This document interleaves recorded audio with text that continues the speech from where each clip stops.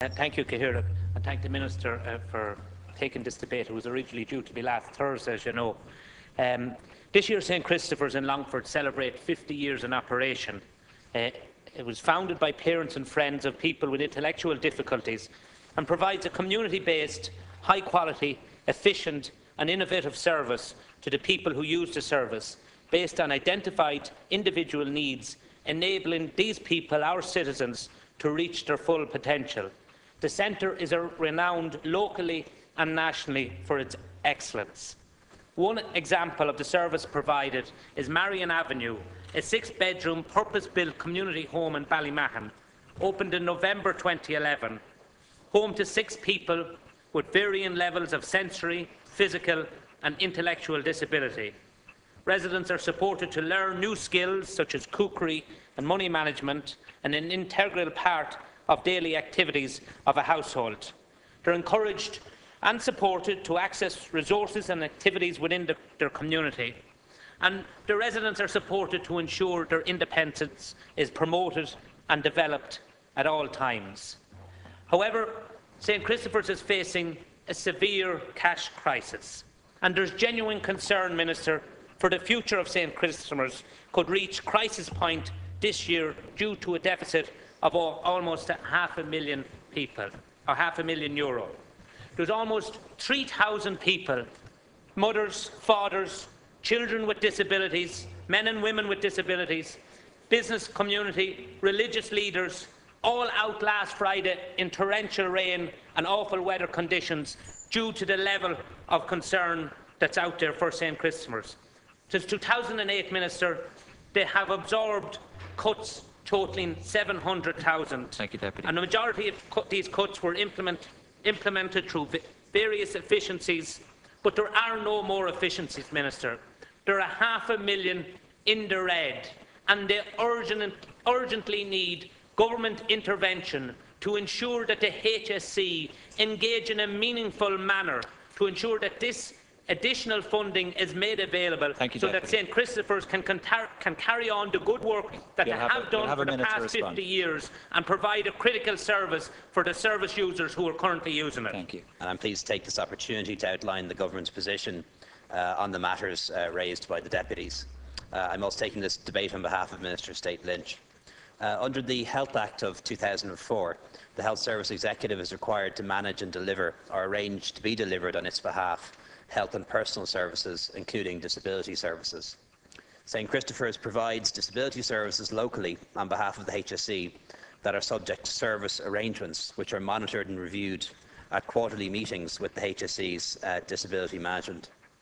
St Christopher's Services is funded under Section 39 of the Health Act and is expected to receive €8.24 million from the HSE in 2014.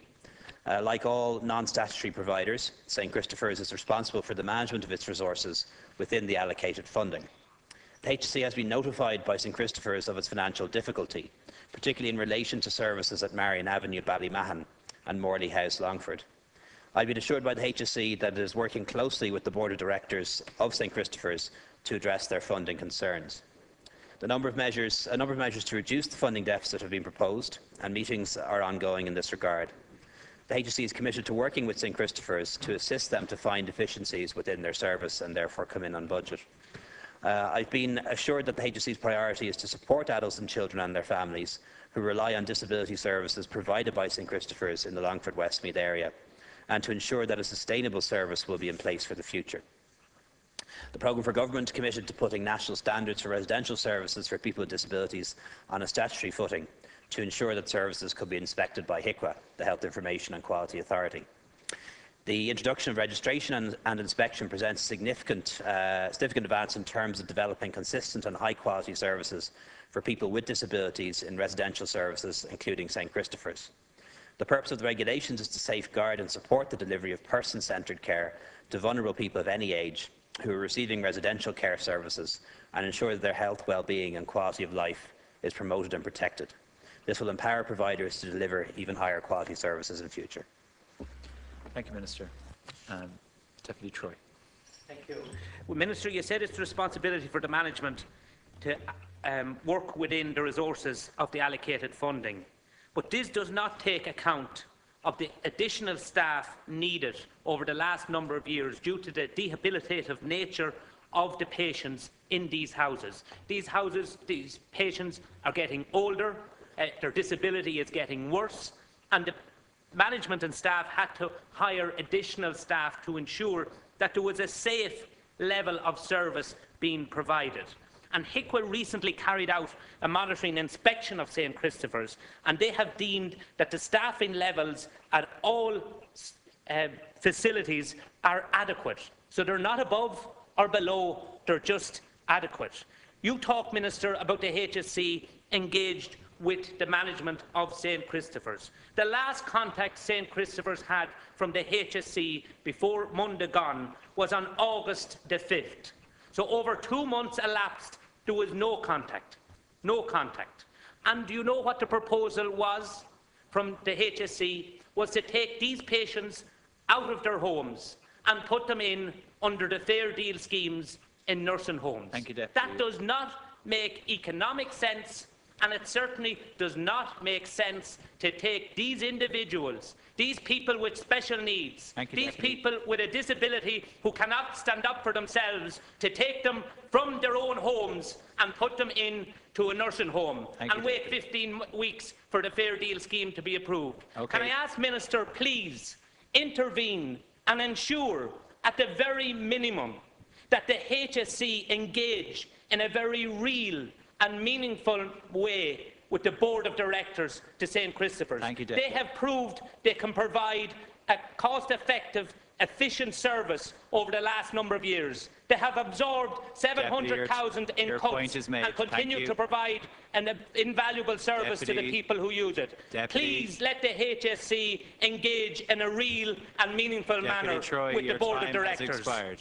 I had a meeting with the director of the HSC this morning, and Minister Lynch was there too, and certainly we did ask them to engage again with the Board of Directors on that matter, and if it is the case that there hasn't been any engagement since August, there certainly should be one quite soon, but that engagement does have to be around finding savings, not finding additional money, as there isn't additional money. The HSC budget is overrunning this year, so there isn't going to be additional funding, unfortunately.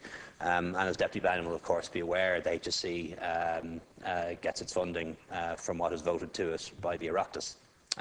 It's not I who decide how much money the HSC gets.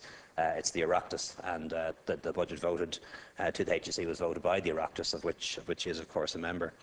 In relation to funding and governance for the HSC, or for St Christopher's Services, I'm advised by the HSC that the funding for St Christopher's Services was 7.6 million in 2010, 7.96 million in 2011, 8.236 million in 2012. There was a cut to 8.08 million in 2013 and a slight increase to 8.182 million this year. So, needless to say, there are, I'm sure, rising demands and rising costs, but it's also the case that budgets have actually increased since the change of government in 2011 for St Christopher's.